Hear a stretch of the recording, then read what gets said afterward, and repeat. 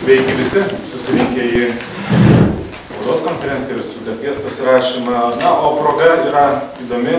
Balandžio mėnesį planuojama rengti Kauno pusmaratonį. Tikimasi ne 100 dalyvių.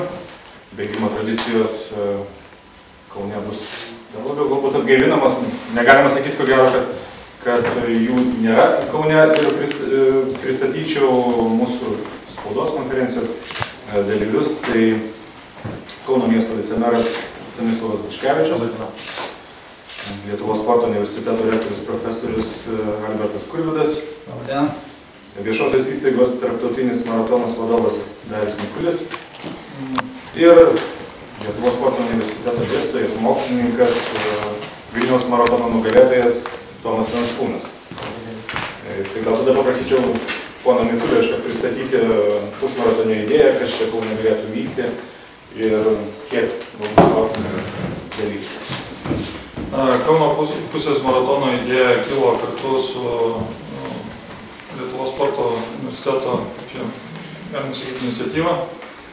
Tai pasiūlėmės, mielai sutikom prisidėti ir šitos idėjas surengti Kaune pusės maratono bėgimą. Ko sutikom prisidėti, praeitais metais, spalio mėnesį surinkėm bėgimą Kaune Laisvės alėjoje ir sulaukėm tikrai didžiulio susidomėjimo, apie 700 dalyvių. Ir manom, kad Kaunas užauga ir pusė maratono. O bendrai Lietuvoje bėgimo populiarumo banga atėjusi. Praėjusiais metais beveik visose tradicinėse bėgimuose dalyvių skaičius išaugęs ir netgi daugiau kartų.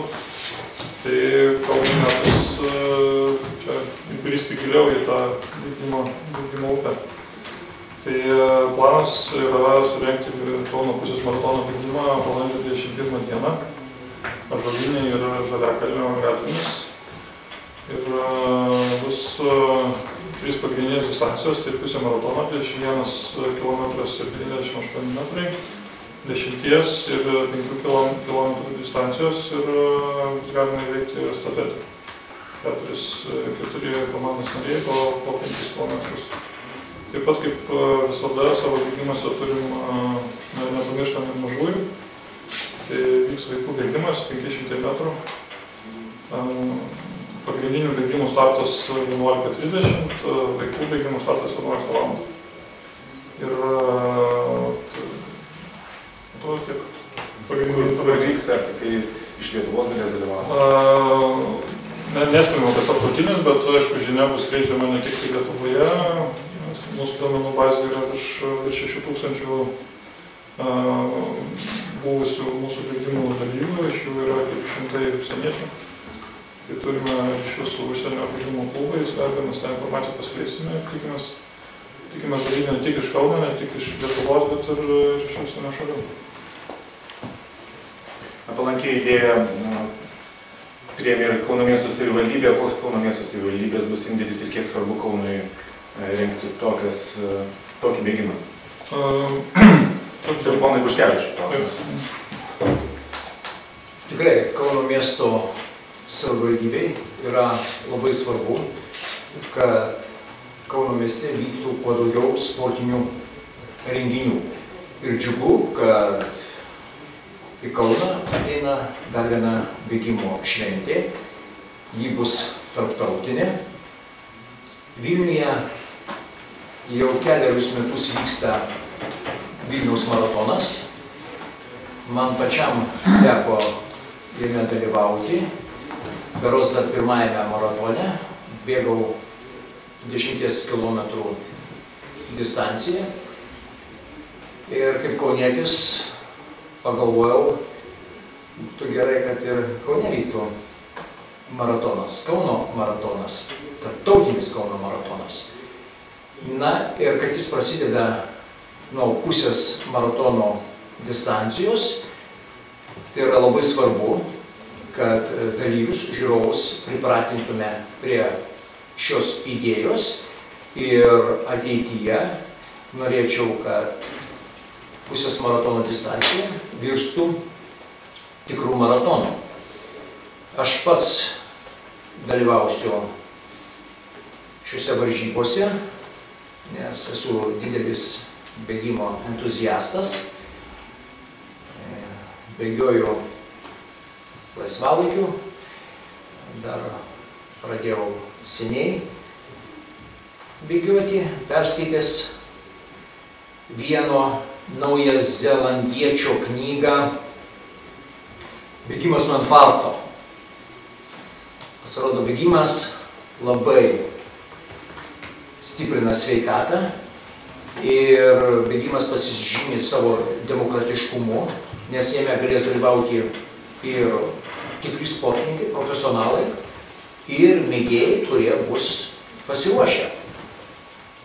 Vienas amerikiečių psichoterapeutas yra pasakęs, kad bėgimas pagal savo psichoterapinį efektą yra efektingesnis už autogeninę treniruotę. Ir iš tikrųjų, pavyzdžiui, man asmeniškai bėgimo dėka, ilgo bėgimo dėka, ilgų distancijų, negreitai, nesu profesionalus sportininkas, pavyko normalizuoti kraujo spaudimą. Kraujo spaudimas buvo gana aukštas, galbūt šiek tiek yra įgimta. Ir nenorėdamas gerti vaistų visą gyvenimą, paskaičiau, kad bėgimas duoda didelį efektą mažinant kraujo spaudimą, jį sunormalizuoja. Ir iš tikrųjų, aš tai pajutau.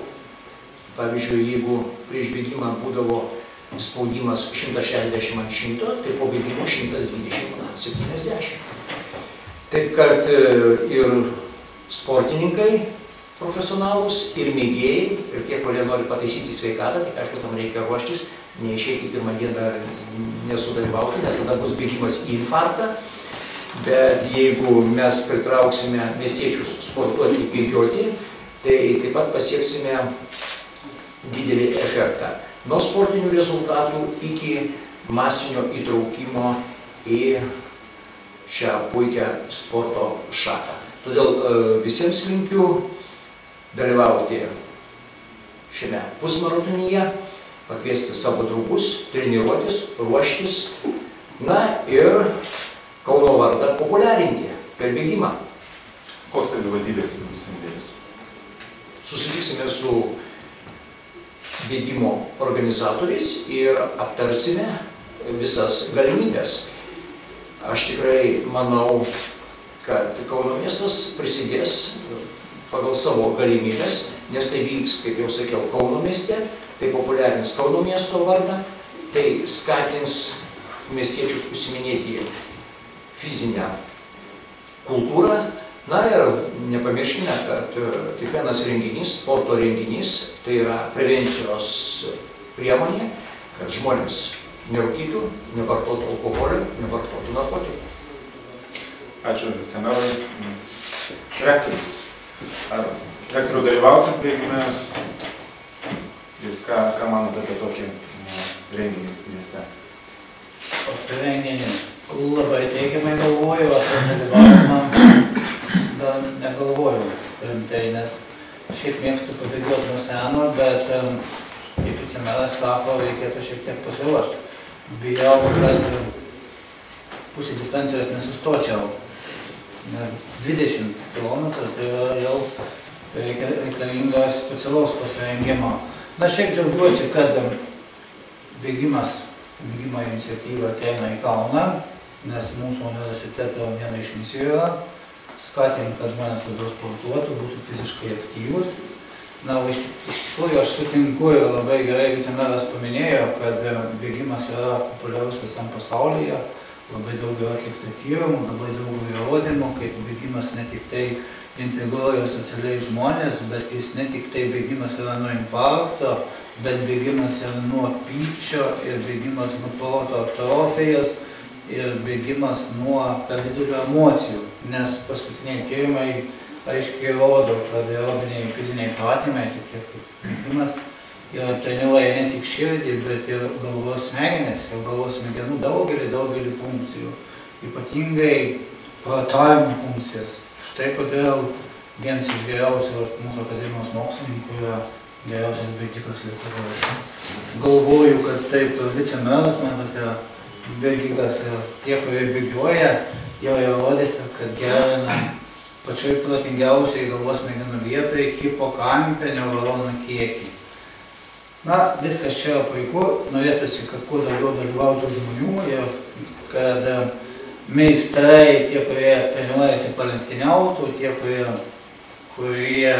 mažiau yra treniruoti, kas svarbu, kad būtų fiziškai aktyvūs. Ir tai labai daug naudos, tai žmonės integruoja ir labai tikiuosi, kad čia devynkartinis renginys, norėtųsi, kad jis būtų tradicinis ir jis plėstųsi ir mes savo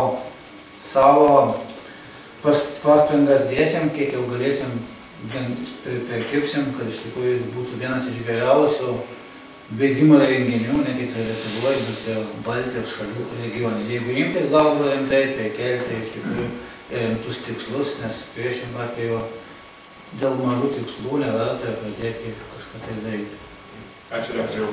Tomas Venskūnas ne viename maratone dalyvavęs, pusmaratonį taip pat dalyvausit, klausim, ko gero nekyla. Šiek tiek apie maratoną, apie patį bėgimą gal daugiau suteiksit žinių. Noriu pasakyti iš pradžių, kad Kaune labai trūksta bėgimo renginių, bėgimo mėgėjams ir rimtesniems sportininkams, kurie dalyvauja varžybose stadione. Na, Kaune vyksta tokių labiau vietinių varžybų Kauno rajone, ypač parkuose, miškuose ir labai pasigenda bėgimo entuziastai šitų bėgimo gatvėse, Kauno mieste būtent. Ir ypač tokių masinių renginių didelių. Mes turime keletą bėgimų mūsų mieste, 10 km šitam pačiam Ąžuolyno parke. Turime Kauno rajone keletą trumpesnių nuotolių bėgimų, tačiau neturime nieko ilgesnio kaip 10 km ir daugumas didelių miestų turi maratonus. Tikėsime, kad ir Kaunas turės kažkada tai miesto gatvėmis, būtent kai uždaromas yra eismas savaitgalio vieną dieną ir sportininkai ne tik tai pabėgioja kaip treniruoti miške, parke, žodygatviais, takeliais, tačiau ir išeina į platesnės erdvės ir turi galimybę ir parungtyniauti, ir išmėginti savo jėgas ir pamatyti miestą ir juos, tos pačius sportininkus, sugeba pamatyti miesto žmonės. Ačiū. Ar turite klausimų? Jei klausimų nėra, tada antroji mūsų dalis tai yra sutarties pasirašymas tarp Kauno miesto savivaldybės, Lietuvos sporto universiteto ir viešosios įstaigos tarptautinis maratonas. Prašau.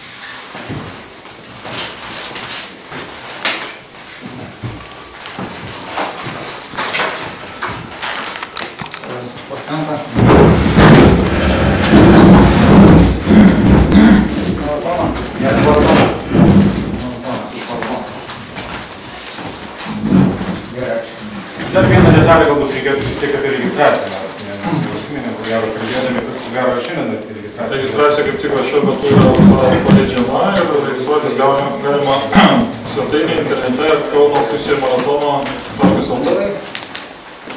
Kiek laiko ta registracija trunka? Registracija trunka iki renginio dienos. Bet registracijos mokestis yra registracijos mokestis, tai pirmieji, kurie registruojasi nemokamai ir sporto universiteto studentai ir dėstytojai taip pat registruoja nemokamai. Ačiū. Ačiū visiems.